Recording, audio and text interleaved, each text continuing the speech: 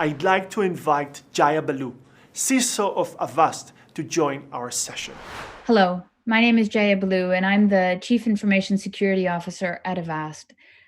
You know, in the last couple of months, we have, across the world, tried to retreat to our homes, to the places where we are with our families, because we thought that we would be safe from harm. We thought we would be safe from the virus. But what you see is that we aren't always as safe at home as we think we are because of the ridiculous volume and exponential growth in the amount of hacking that we've seen globally. So, what I'd like to talk to you about today is coming from the troves of the threat research team at Avast and the types of attacks that we've seen globally only since COVID-19 took control of our lives. Let's take a look about why they're so effective. You know, first and foremost, we are living in a heightened state of fear. Our emotional vulnerability is just as high as, you know, our vulnerability in terms of our immune system. So what we see is that there's a lot of scams that are incredibly effective only because they're trading on pulling our heartstring, on activating our limbic system. And, you know, these campaigns are doing their best to get vulnerable victims to share information, to share all types of stuff, their concerns around the pandemic, but also even send money to campaigns. The most effective of these are the fake web shops, selling everything from cures, as well as treatment options, as well as just information or equipment such as face masks and hand sanitizer and gloves. There's a whole bunch of these fake web shops. In fact, only in the city of London, I believe the Met Police took down over 500 in a single month, fake web shops. So we're seeing that there's an incredible growth in scammers just because they're successful at pretending to be legitimate sites who are preying on innocent people's lack of access to these fundamental needs. We also see that there's a large amount of impersonation of trustworthy sites, such as, for example, the World Health Organization or any other type of health service or health information that's being sent to users. And users think that they then need to do something, that they need to click, that they need to respond to this SMS because it's coming from someone they think they should be listening to. We see that these, you know, clicking attacks are incredibly successful. In fact, just in the month of March, we saw over 1 million. And the fact of the matter is, Avast sees a portion of, you know, the global space because we have over 430 million users of our antivirus product. So even this 1 million related COVID related phishing is only a drop in the ocean of the total amount that's out there. I still find it very concerning that even with our limited view, we see this many attacks.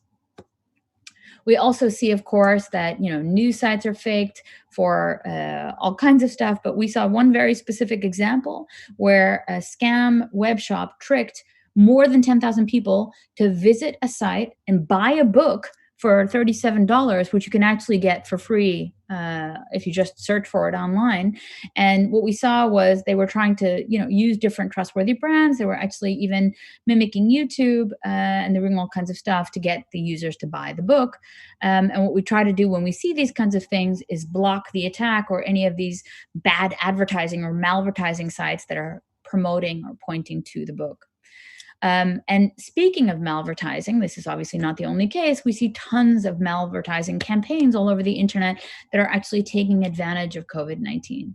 An example of this is the Fallout exploit kit, which we actually saw 2 years ago, which is now suddenly being reused to distribute password information stealer, and specifically to outdated versions of Internet Explorer. Unfortunately, everybody has somewhere in their group of friends people who refuse to update, can't patch, won't patch. And we have people who aren't upgrading IE. And as a result of which the malware is stealing the computer name, the Windows username, IP address, and machine user ID, and it's sending this to a CNC server, of which we're seeing like attacks that we've prevented over nearly almost 200,000. And they're targeting all of these, hundreds of thousands of users globally. And this is concerning, but it's the most concerning when we see it launched against critical infrastructure, specifically very vulnerable parts of critical infrastructure like our hospitals. One of the first hospitals that was attacked that we heard about internationally was the Brno Hospital in the Czech Republic. Because of Avast's location, our headquarters is in Prague, we were able to assist in analyzing the malware that was actually there at the Brno University Hospital. But really, I worry about the state of hospitals and healthcare institutions worldwide because of their protocols that they're using in order to have machines that are able to be used. They need to have certification criteria that are filled, and being able to upgrade software is not always an option for these hotels in order for them to maintain certification. This presents a persistent threat in terms of the ability for ransomware to completely decimate the operational ability of any hospital. So I think we need to take extra care. And what you saw that was really good was the response from the security community, very, very strong, coming out to collaboratively try to protect healthcare institutions. So this is the good stuff that's resulted from the pandemic. It shows that we have community and that we're willing to work hard to help those in need, but it still doesn't take away the actual vector of vulnerability that's there in the first place. Another example that I'd like to talk about is the fact that, with this cooperation, we see all kinds of good things happening in terms of collaborative threat research. We actually did something ourselves. We pushed out apklab.io, which allows researchers to both contribute and look at COVID-related application samples. And this is specifically for, the Google Play Store, et cetera. And we found, just as of March 18th, more than 450 coronavirus-related apps that we thought were concerning. But we also saw other researchers that were working on this, which was really, really good. And we know that this is something that the whole community can use to share IOCs and make it possible for everyone to conduct investigations. One specific example of this was a researcher that used apklab.io in order to identify the Iranian coronavirus app, and that it actually was excessive in terms of the information that it collected.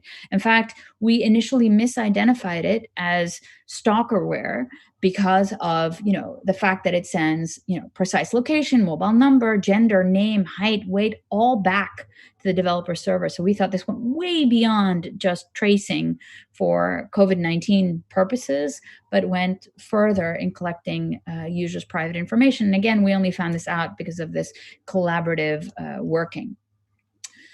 So more concerning is that we saw a Coviper attack, and it was actually like doing ransomware by masking as a COVID-19 related file. So it's a wiper. It affects the entire boot operation of a computer by rewriting the master boot record, and it was distributed as an installer. And we investigated, and we found that it was generated by a publicly traded, if you will, free internet tool. So we were really concerned about its prevalence out there and the amount of vulnerable users that could be affected by it. And this actually points to a very specific type of activity that we saw an incredibly large increase of, which is state-sponsored attacks.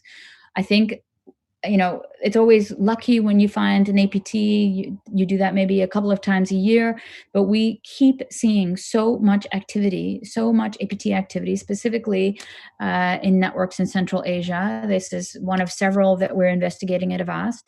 And we saw that there was probably a Chinese APT group that had done multiple APTs in software to spy on a telecommunications company, as well as a gas company, as well as a government institution, all within Central Asia. And what they did is they kept trying to avoid detection and were doing evasion from an AV as part of a larger COVID-19 related campaign. So if you'd like to know more, I'm happy to point you to our threat research blog, but we keep finding more and more APT activity, and this actually has a pervasive effect to all users. So not just other states or other specific types of companies or institutions, but also just people working from home. And one of the reasons I'm so concerned is because where we had all this protection that users normally had when they were working in the office, even road warriors, salespeople who are working on the road, what's the first rule of thumb when you go to a hotel or wherever? You connect over VPN. All of these people that are working from home are doing direct internet connections because they don't always need to be on the VPN to access their backend services, unless they have some sort of split tunneling enabled, which allows potentially the cesspool of the internet to come in to the inside of the company. I really think that most users are going directly out to access a large number of services because they're just using some sort of cloud service. So that doesn't mean that they have all of the network filtering and proper segmentation that they're usually accustomed to when they're going in over work connection. I'd like to ask everybody to, kind of be on top of this, because this is a global problem, that people aren't on top of their updates, that even when work tries to issue them, there's still problems with making sure everyone is up to date with all of their applications, that when they are actually using sensitive information, they do still use their VPN, and they use some form of endpoint protection. Anything, as long as you do it. Remember that passwords are like underwear. It's like the best quote on the internet. Change them often. Don't leave them lying around, and the longer the better. And don't forget to do the not so sexy but really important stuff of backing up and using secure apps, and always checking before you click. In most recent news, we saw that the IOCTA, the Internet Organized Crime Threat Assessment, last week was released by Europol. They found that still the biggest concern we've got is ransomware. So one of the things that is always got to be a rule for all of us is to be vigilant, to stay skeptical. If something looks too good to be true, it really is. So please watch out where you click. And another good thing that's happening just in the last couple of days is we saw that Microsoft, together with the US Cyber Command, is actually trying to make a dent in all of these ransomware operations that Europol also reported on by trying to track down trick bots. And they launched a global campaign, again, to try to remove the CNC servers and all of the infected machines. But next to that, unfortunately, we are seeing that there are still some TrickBot machines coming back up. So especially in Europe, but I think that we need to do way more to combat ransomware, and we need to do it together. And before we do that, I urge the community to work collaboratively and stay strong. If you'd like to read more, please feel free to go to theblog.avast.com or decoded.avast.io. Thank you.